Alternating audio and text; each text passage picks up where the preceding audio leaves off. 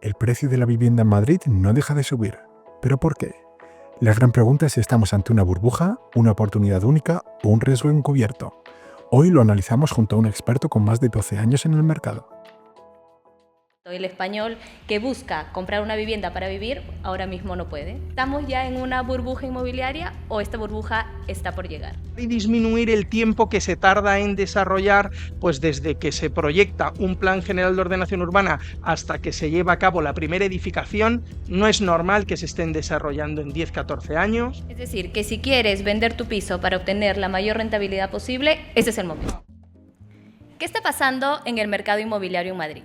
Soy Fiorella Chávez, asesora inmobiliaria en Templo Consulting, y hoy vamos a hablar de los precios de la vivienda. Tenemos con nosotros a Juan Pedro Caro, director de Templo Consulting, que nos va a responder algunas preguntas sobre la venta versus el alquiler, la subida de precios, la burbuja, la ley de vivienda, etc. Entonces, a ver, Juan Pedro, ¿tú por qué crees que está subiendo tanto el precio de la vivienda?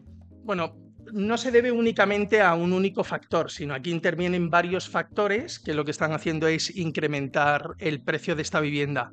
El principal motivo es la falta de oferta, la escasez de vivienda. ¿Vale? Esto es algo evidente desde la anterior crisis, desde el 2008 al 2014 que estuvimos en crisis, no se ejecutaron casi ninguna obras y después desde el 2014 en adelante han llegado aproximadamente a unas 100.000 viviendas, con lo cual esto es una cifra muy inferior a lo que nosotros necesitaríamos en este caso. Es un ritmo de construcción muy inferior a la demanda que existe. Que la vemos en el día a día. Correcto.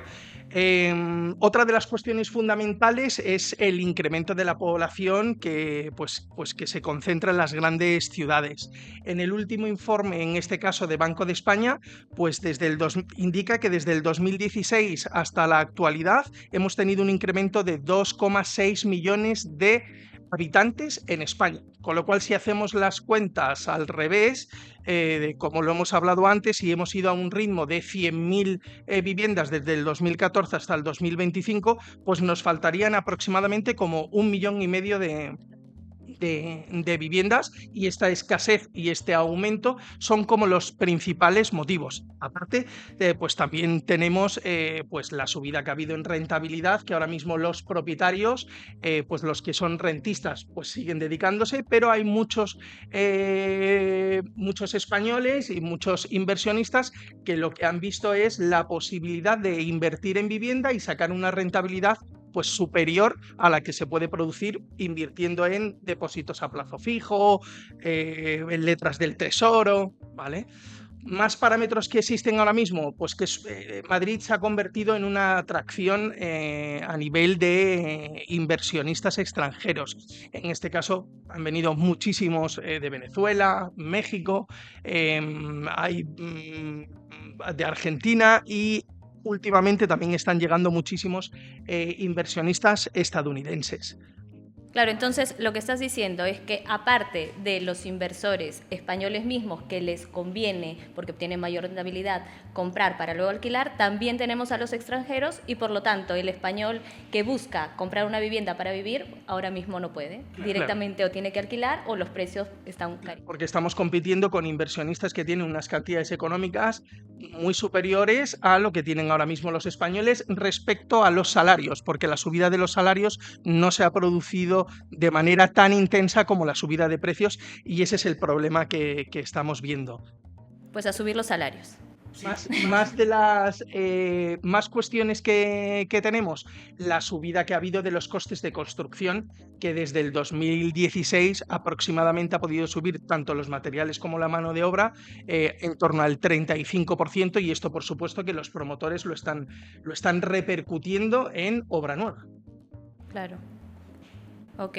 Y con respecto a los bancos, los préstamos hipotecarios, ¿esto tú crees que también afecta en la subida del precio? Sí, por supuesto, al tener unos intereses mucho más favorables, es decir, al ser el coste del dinero inferior a lo que debería de ser, pues esto está provocando que las personas, en vez de tener el dinero en el banco, pues puedan recurrir a comprar una vivienda, o para dejar de tener un alquiler, ir amortizando una vez que te conviertes en propietario de un inmueble. Lo que decíamos antes, que si tú tienes un alquiler, porque hay inversores que compran la vivienda para alquilarla y tú tienes un alquiler muy caro y necesitas vivir, pues dices directamente, a ver, me meto en una hipoteca, tengo un tipo de interés bastante Bajo, acorde, claro. quiero comprar, pero luego es que no hay oferta y los precios están muy caros. Muy altos. Entonces, ahí como que existe, ¿no?, una diferencia importante. Ujú. A ver, de acuerdo a tu opinión, a lo que ves en el día a día, ¿estamos ya en una burbuja inmobiliaria o esta burbuja está por llegar? Bueno, si analizamos únicamente los precios, sí que podríamos decir que estamos en los precios ya de boom inmobiliario, de burbuja. Pero y hasta en algunos casos estamos viendo que están hasta por encima del precio que tenían anteriormente, antes de la crisis. Lo que pasa es que si incorporamos ya el parámetro de la inflación, pues ya sería mucho más discutible. Si el nivel de vida ha crecido en torno a un 35%, pues entonces ya no estamos con unos precios tanto de burbuja. Si únicamente nos centramos en precios de vivienda, comparándolo, por supuesto, pero el nivel de vida que existía hace 10 años, o el coste de vida, mejor dicho, de hace 10 años no es el mismo que el de ahora. Por eso estamos en burbuja respecto a precios, sí. Respecto al nivel de vida actual, no sabríamos, no es tan clara la respuesta. Directamente, hablando del sector inmobiliario, sí que estamos en una burbuja en cuanto a precios. En cuanto a precios, sí. Eso sí, sin duda. Luego, ok, entendido. A ver, y de lo que acabamos de hablar, ¿cuáles son las diferencias entre la burbuja inmobiliaria del 2008 con la que supuestamente está habiendo ahora? Bueno, las principales diferencias es que con anterioridad a la situación actual que tenemos, se acometían en torno a unas 800.000 viviendas al año, se ejecutaban 800.000 viviendas al año. Que hemos visto anteriormente que nada tiene que ver con las 115.000 o 100.000 que se están haciendo de media desde el 2014 hasta la actualidad.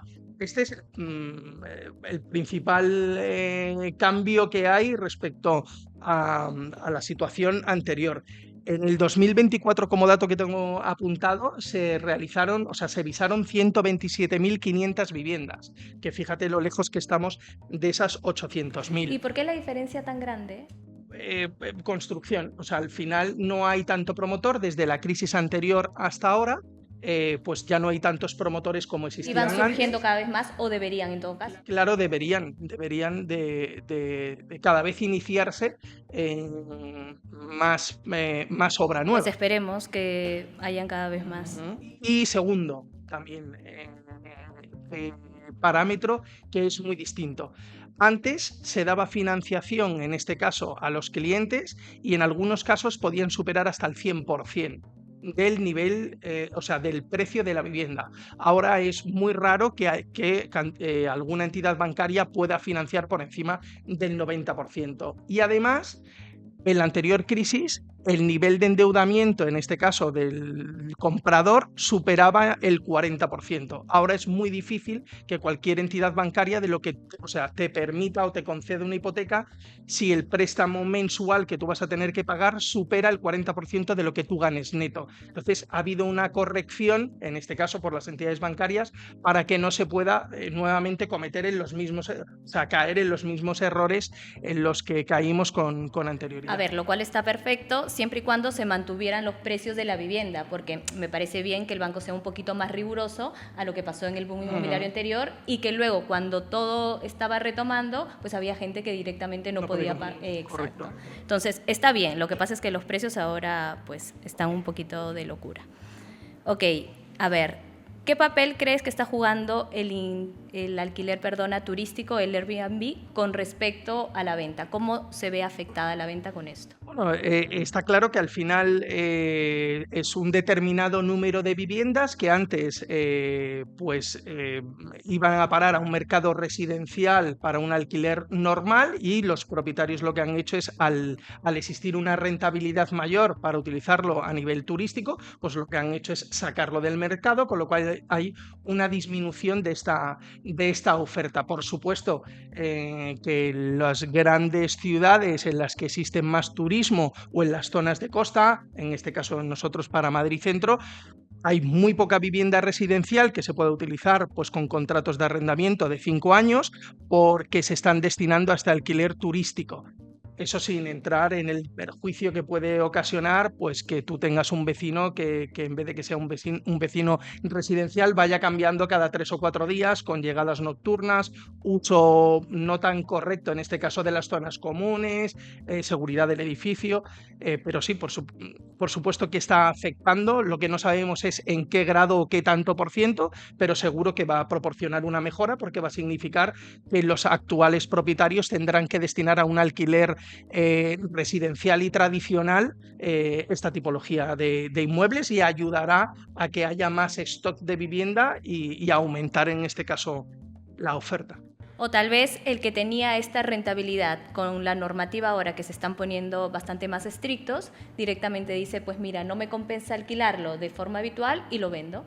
También. Pues, y ahí va a abrir más. Claro, va a haber más oferta, o sea, en este caso, tanto para el alquiler como para la venta va a ser de manera positiva porque va a haber mayor oferta tanto en alquiler como en venta, con lo cual va a ayudar a que se estabilice de alguna manera el momento en el que estamos ahora, aunque también hay personas que son críticas con esta idea, ya que indican que ahora los precios de los hoteles, pues si no tienen competencia, será superior. Pero claro, estamos hablando de un bien, en este caso básico, que es el tener acceso a una vivienda, con lo cual el que no se pueda permitir pues ir a un hotel, pues será otro problema, pero no lo podemos equiparar al problema de la vivienda con no puedo ir a un hotel. Acceder, claro. O sea, es algo mucho más básico, y creo que va a afectar de manera positiva a por supuesto, que haya mayor oferta. Sin duda. Creo que esta pregunta ya me la respondiste, pero no de forma tan directa. A ver, ¿por qué crees que no se construye vivienda en Madrid tan rápido como debería? Bueno, pues no sé si te lo he contestado con anterioridad o no, pero lo primero es que estamos en un estado muy garantista, y lo que no puede ser es que se tarde, en este caso, desde que se realiza un plan o desde que se proyecta un plan general de ordenación urbana hasta que se lleve a cabo, pues en el mejor de los casos se tarden 12, 14 años en tener ya, en este caso, un suelo finalista. Entonces, este es el principal motivo. Desde que hay un avance, no la aprobación definitiva del Plan General de Ordenación Urbana, sino desde que existe un avance de un plan general hasta que se convierte en un suelo finalista, en muchos casos pues tarda 12-14 años. Este retraso, claro, es el principal problema en desarrollar nuevo suelo en Madrid. Otro de los factores que también se está notando y que existe una crítica y que los agentes intervinientes se quejan es de la falta de mano de obra cualificada, que cada vez existen menos personas que son conocedoras de su oficio. Ok. A ver, ¿volvería a bajar el precio de la vivienda en Madrid? O bueno, debería volver a bajar. ¿Cuándo crees tú que podría pasar esto? Bueno, nadie tiene la bolita de cristal, y el que te diga la fecha exacta o piensa que va a bajar en esa fecha nos estaría mintiendo, ¿vale? O sea, nadie tiene esa fecha exacta. Lo que sí que te puedo decir en este caso es que el sector inmobiliario es cíclico. Ya nos lo ha demostrado con anterioridad, con la anterior crisis que se produjo del 2008 al 2014, también nos lo demostró en las anteriores crisis, con lo cual siempre va realizando. Lo que no sabemos es cuál va a ser el motivo por el que la vivienda en este caso bajará. Pero seguro, o sea, no podemos seguir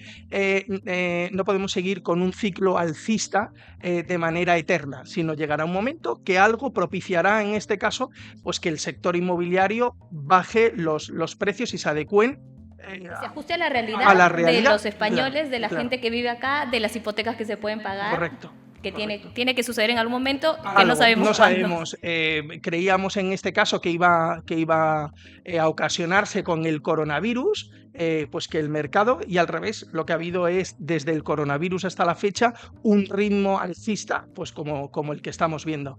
pero en algún momento, no sabemos el motivo que será, esperemos que no sea tan duro como en las anteriores crisis, sino que sea más liviano, pero algo producirá una rebaja y adecuación, en este caso, del precio a la realidad. Tal vez lo que veníamos comentando antes, cuando ya haya más viviendas, o bueno, se construyan más viviendas y haya mayor oferta, pero esto va a tardar un pelín.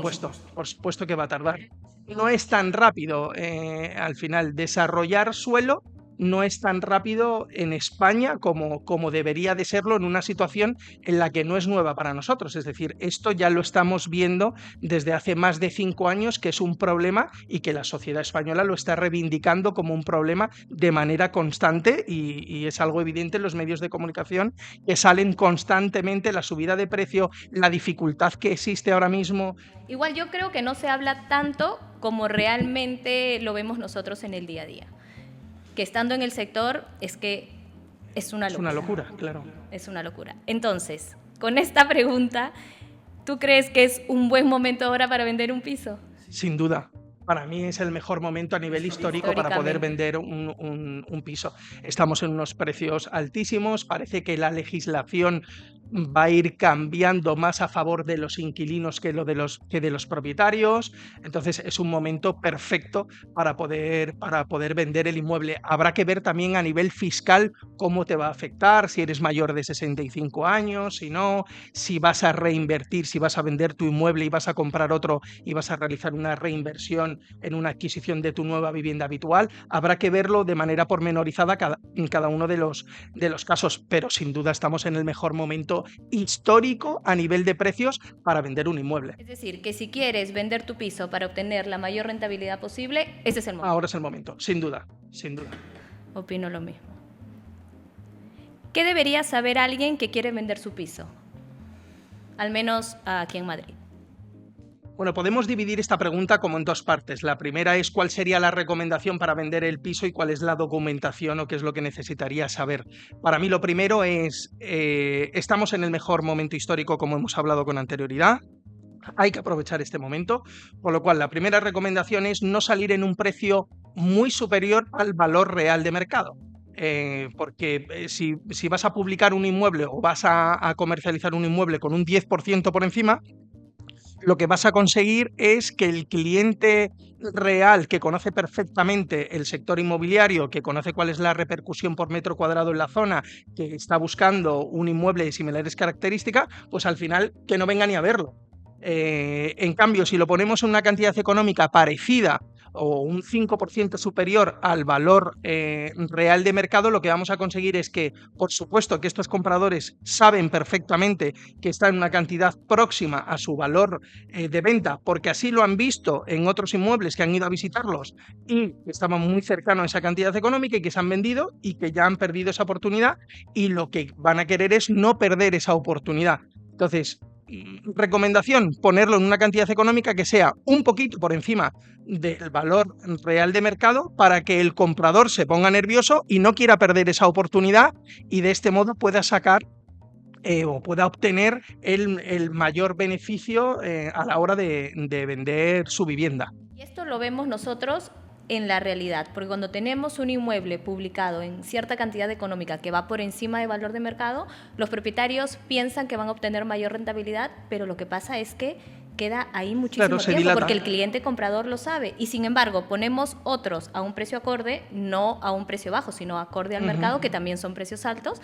Es que se venden en las primeras visitas, en la primera semana. Sabemos la importancia que tiene la primera semana, las primeras 2 semanas. Una vez que un inmueble continúa más allá de 2 semanas, ya sabemos lo que está pasando y lo que van a recibir. Además es cómo los compradores aprovechan esa situación para hacer unas propuestas por debajo de lo que sería su valor real de mercado. Entonces, bueno, esto hay que transmitírselo a los vendedores de la oportunidad que tienen actualmente para poder vender hasta un poquito por encima del valor de mercado, que lo hemos dicho, que históricamente pues estamos en el mejor momento, pues hasta poder venderlo en una cantidad económica hasta un poquito por encima, si marcan una estrategia adecuada a la situación actual.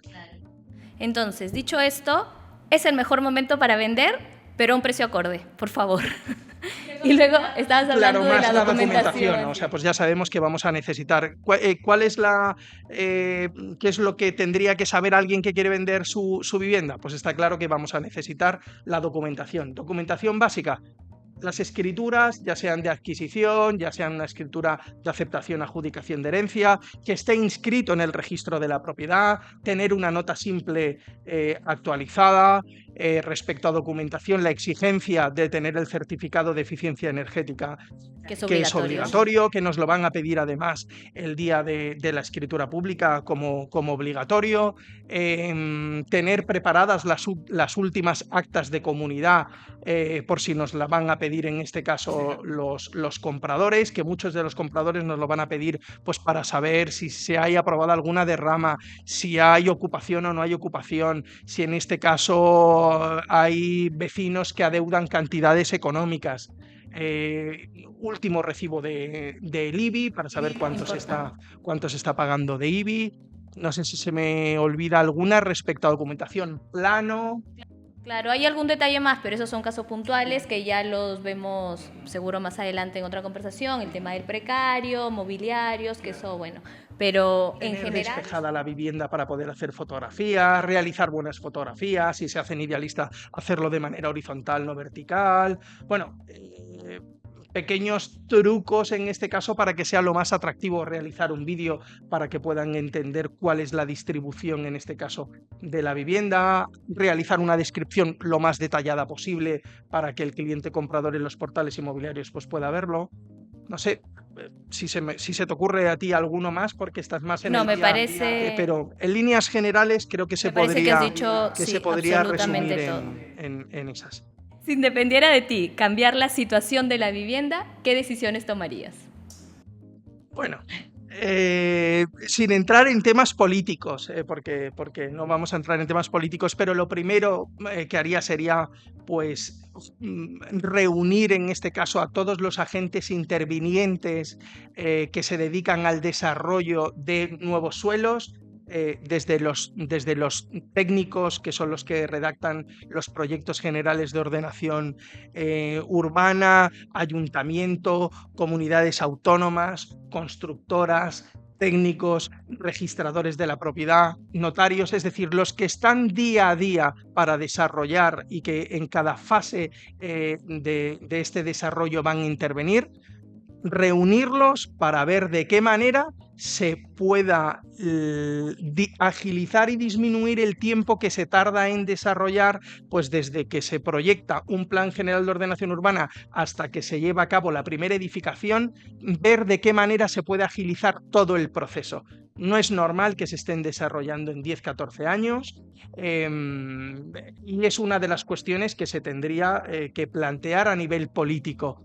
Otra de las cuestiones también a nivel de impuestos, o sea, lo que no podemos decir es que la vivienda está muy cara, que la vivienda está inaccesible y que en cada una de las fases intervinientes haya que pagar unas cantidades económicas a comunidad autónoma, ayuntamientos, desde impuesto de transmisiones patrimoniales, IVA. Tendría que haber una reducción que se tendría en este caso que centrar en los primeros adquirentes, es decir, que si tú eres un primer adquirente, pues tengas unas bonificaciones o exenciones en el IVA si es una primera entrega, si fuese una segunda transmisión en el ITP, no que haya una bonificación del 10% si es inferior a 250.000 euros, sino que pueda haber una bonificación o exención si es tu primera adquisición de vivienda. O sea, de alguna manera no podemos únicamente criticar al sector privado cuando desde lo público vemos que podrían emplearse la cantidad económica pues de todos los impuestos de transmisiones patrimoniales, de IVA de obra de construcción, de IBIs, de plusvalías municipales, de todo lo que conlleva la compraventa del inmueble y de alguna manera pues toda esa cantidad económica volverla a introducir en el sector inmobiliario para crear nueva vivienda. Nueva vivienda para que haya más oferta. Después, claro. Más cuestiones que haría. No tiene ningún sentido aquí en Madrid, que es donde nosotros estamos especializados, es que los desarrollos urbanos que se están ejecutando ahora mismo sean desarrollos urbanos que son del siglo pasado. Como tardan 10 o 12 años en realizarse y además hemos tenido una crisis, todos los proyectos que se están ejecutando ahora son de la anterior crisis, es decir, del 2008 quedaron paralizados porque los promotores ya no tenían necesidad de realizar más vivienda hasta que no se absorbiese el stock de vivienda que ya existía. Con lo cual, si esos planes generales de ordenación urbana estaban aprobados en el 2008, en el 2006, está claro que están proyectados del siglo pasado. Las necesidades que tenemos actuales de vivienda, con lo que hemos hablado con anterioridad, no tiene nada que ver con lo que tenemos actualmente. Entonces, no podemos seguir desarrollando a 5 alturas, pues quizás si tenemos necesidad, pues puede ser que se puedan realizar cambios puntuales y en vez de que sean de 5 alturas, pues que puedan llegar a ser de 8 o de 9 alturas. O sea, vamos a adecuarnos a la realidad actual. Claro. Si nos damos cuenta todo lo que se está desarrollando. Ese cambio pequeño que has hecho o que has dicho haría una diferencia muy importante en el volumen de viviendas que se haría. Simplemente con eso, está muy interesante.